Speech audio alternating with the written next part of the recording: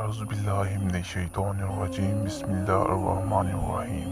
अस्सलामुअलैकुम नाज़रीन, हज़रत कारी तैयब साहब ने एक वाक़या सुनाया था कि एक मरतबा हज़रत इमाम शाफ़ी ने हज़रत इमाम अहमद को ख़त लिखा कि बहुत अरसा हुआ आप तशरीफ़ नहीं लाए, आपसे मुलाकात को जी चाहता है।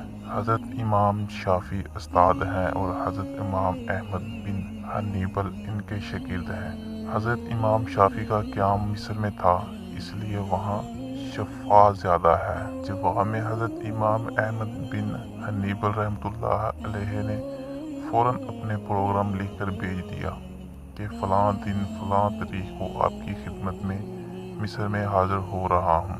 हज़रत इमाम शाफ़ी ने अपने घर वालों को, अपने मिलने जुलने वालों को और दोस्त अहबाब और दूसरे उलमा को इनके आने की खबर दे दी।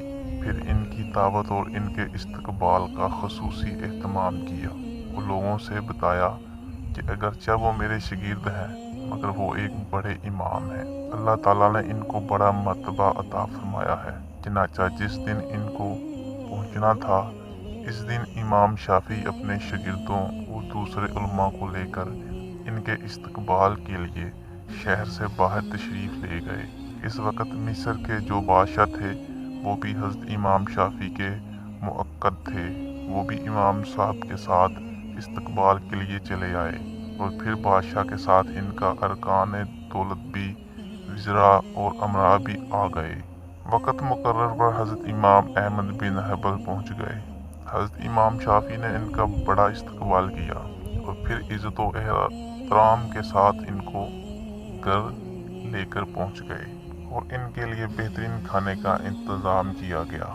इस ज़माना में आम तौर पर औलिया अल्लाह और बुज़ुर्गों की शान ये थी, वो खाना बहुत कम खाया करते थे और रात भर अल्लाह ताला की इबादत किया करते थे।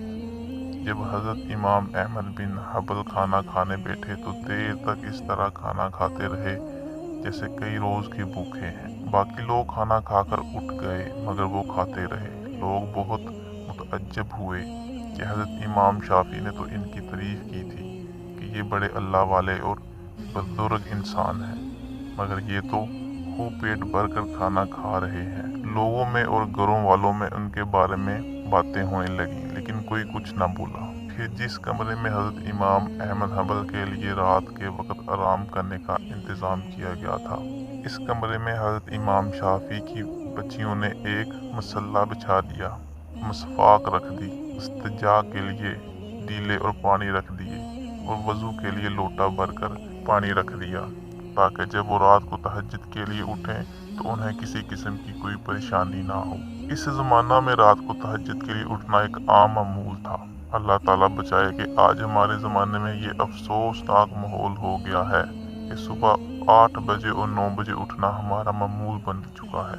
इस ज़माने में तो आम लोग भी तहज्जुद की नमाज पढ़ा करते थे और कायम लील हुआ करते थे, और जो उलमा और सुलहा थे वो तो रात के वक्त इबादत किया ही करते थे।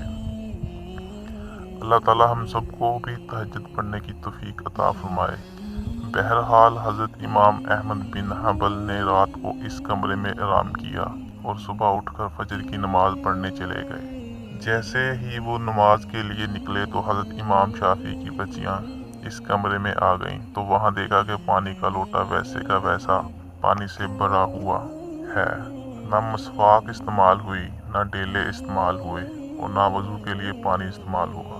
सब कुछ जैसा ही था वैसा ही रखा हुआ है। अब इनके दिल में ये शुबा हुआ कि शायद रात को चूँकि ज़्यादा खा लिया था, इसलिए तहज्जुद के लिए आँख नहीं खुली। जब फजर की नमाज पढ़कर हज़रत इमाम अहमद बिन हंबल तशरीफ़ लाए तो घर वालों ने हज़रत इमाम शाफ़ी से पूछा कि वो तो बहुत बड़े अल्लाह वाले और बहुत बड़े बुज़ुर्ग हैं, मगर रात को उन्हें खाना भी खूब खाया और रात को हमने उसके वज़ू और इस्तिंजा के लिए पानी और डेले रखे थे, वो भी इस्तेमाल नहीं हुए।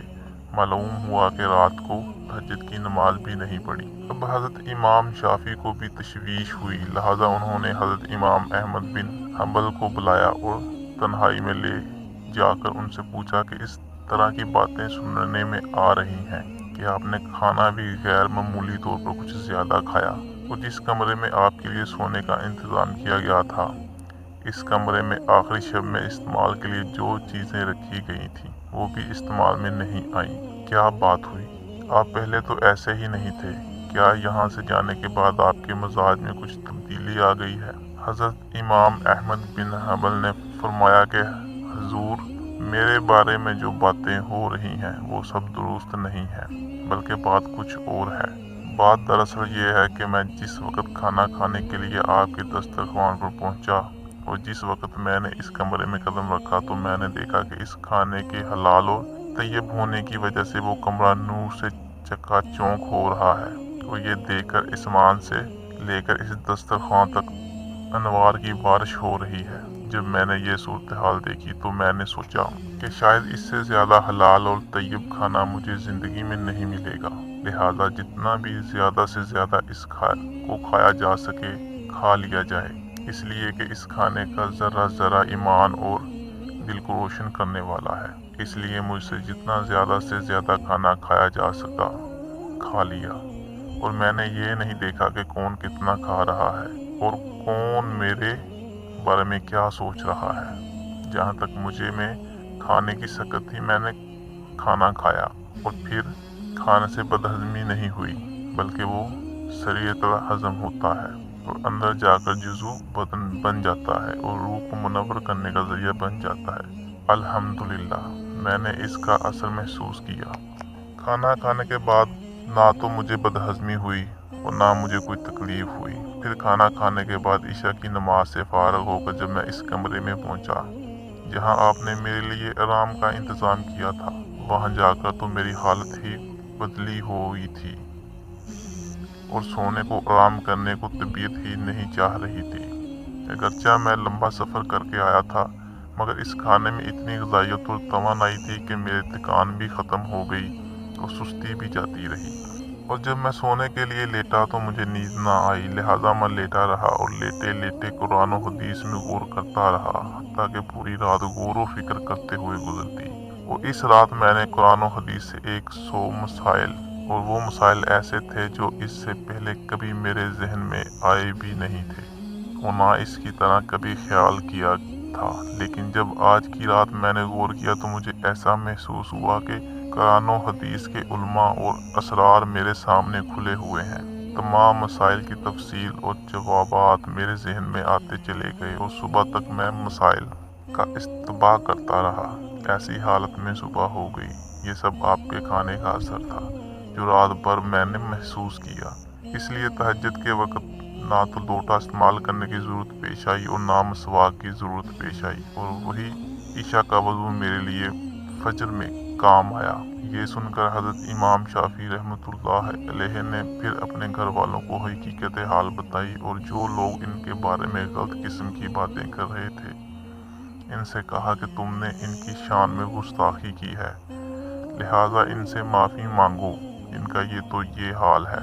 नाज़रीन, अल्लाह ताला हमें ऐसे काम करने की तौफीक अता फरमाए। नाज़रीन, वीडियो अच्छी लगी हो तो इसे लाइक कर दीजिएगा, कमेंट बॉक्स में एक अच्छा सा कमेंट कर दीजिएगा, चैनल को सब्सक्राइब कर दीजिएगा। जज़ाकल्लाह।